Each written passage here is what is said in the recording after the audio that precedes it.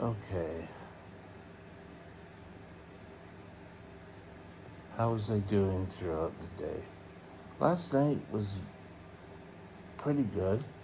I was stable all night after breakfast, which was a high carb breakfast. I shot up, and now I've started to come down. That's not the current blood sugar, that's just at that point. But my current blood sugar is not far off, 8.3. So that's without taking any extra insulin. I'm just staying and trying to keep things stable. All pretty good. Today we're going to answer a question a couple of years ago, I guess. I did a video on my complications. What complications happened to me? And we're going to take those complications and see how my complications are doing as of today, being just one sec here, being July 17th, 2025, and we'll just take a look. So sit back, grab your cup of coffee, tea, pop, hot chocolate, whatever, water if you want, and we'll get going.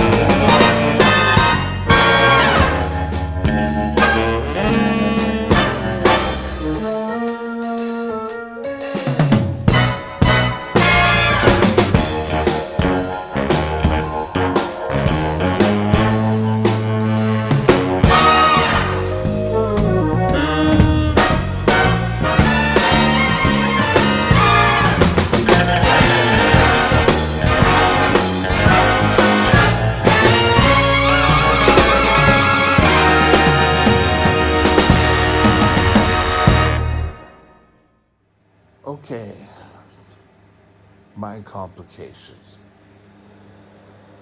My first complications should have been an indicator to me from the get go that I was doing really problematic. Let's move this up. There we go. That's my last video was down there. They were the eyes. I had diabetic retinopathy. My high blood sugars burst some of the blood vessels in my eye, and I had diabetic neuropathy. I ended up having laser treatments on the eyes. They're not great. They just shut and reinforce the eyes. The good thing is they've held. With me trying to control my blood sugars, my eyes are better than someone in my bracket. I went through, I was going to say colonoscopy, that has nothing to do with the eyes. I went through cataract surgery on both eyes. And since then, my eyes have been great. I used to have track marks for my glasses for years. And now I've lost those. So things are looking good here. Dental problems have always sort of plagued diabetics. Um, the condition of your teeth kind of indicates. Oh, just going back about the eyes for a sec. The eyes, um, I can remember a doctor coming and taking a look in my eyes, and he said to me, "Oh, that's where you guys like to hide your sugar." Okay, I thought, am I hiding sugar back there? But what he meant was how well you're taking control of your eyes. I see my ophthalmologist every 6 days. 6 days, 6 months. Yeah, I see him every 6 days. Overkill, 6 months. And he's pretty damn good. But all in all, good guy. And my eyesight's been kept in good check. Dental, it's always been troublesome. Okay. Now, something is with age, and diabetics tend to have, and I guess being in this institution has brought more and more out to me, is dry skin. My hand, I don't know if you can see that, but my hand is extremely dry. In turn, I don't know if you can, but all right here, they're all very dry. They're ticklish too. I never had ticklish hands. Ooh, excuse me. Oh, just had to scratch. But dry skin, I think that's more age, but it can affect the diabetes. Okay, now let's move down. I have gastroparesis, just a titch. It's causing some issues, or that's what we think. That's the latest iteration of that. Really, I don't think has been playing too much of a role. What's playing much more of a role is my Ogilvy syndrome. That's causing major pain a lot of the time. And I will sit here. I don't sit up, and I don't have a wheelchair I can be comfortable in. I don't sit up in a chair. But, you know, all in all, it's doing, that's the worst part of my problems, my gastro problems, my diabetes problems. I think a lot of it can stem from the gut. Neuropathy. I have noticed at night I get pains in the legs. My sister for years suffered from restless sleep. I think the neuropathy is playing games with me. I've been in a power chair for years because of diabetic neuropathy. I worked for years. I was on my legs 8 hours a day. And eventually my feet really started to hurt. And my legs started to follow. I'd get terrible cramps.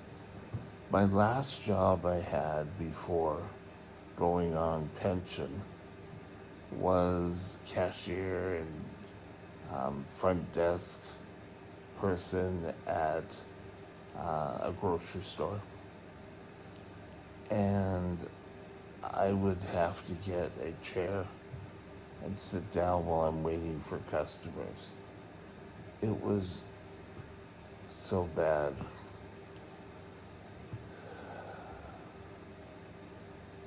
My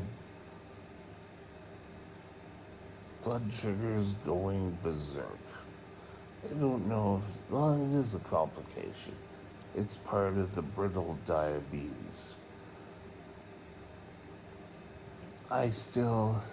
They're better. They're not super.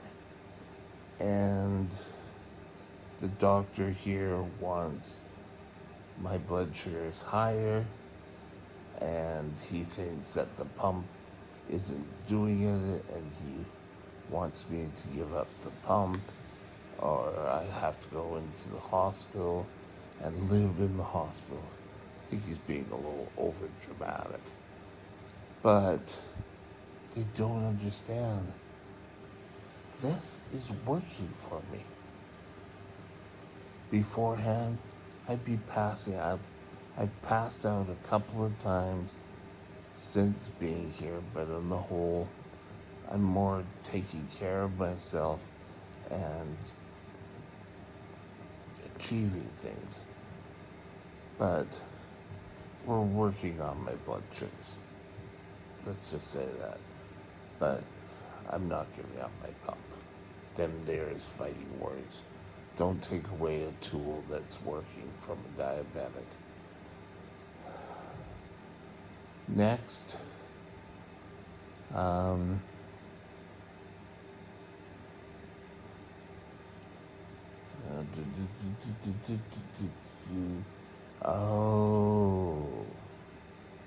neuropathy. Sorry, not next.